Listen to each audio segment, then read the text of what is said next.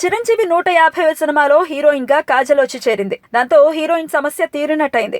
Kajal entry వెనుక చాలా తతంగమే నడిచిందట. కాజల్ చిరు team తో జాయిన్ అవ్వడానికి కారణం రామ్ చరణ్ అని విశ్వసనీయ వర్గాల సమాచారం.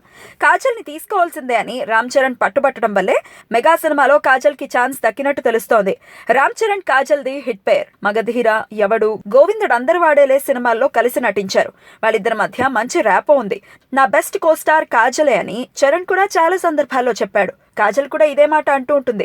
అదే కాక వీళ్ళిద్దరి మధ్య పర్సనల్ గా ర్యాపో కూడా చాలా బాగుంటుందని, అందుకోసమే డాడీ సినిమాలో కాజల్ ని తీసుకోవాల్సిందే అంటూ చరణ్ పట్టుబట్టడం తెలుస్తోంది. కాజల్ రాక అటు వినాయక్ గాని ఇటు చిరంజీవికి గాని ఇష్టం లేదట. కేవలం చరణ్ బలవంతం పైనే కాజల్ ని తీసుకున్నారట. అదే కాక ఈ సినిమా కోసం కాజల్ భారీ పారితోషికాన్ని కూడా డిమాండ్ చేసింది.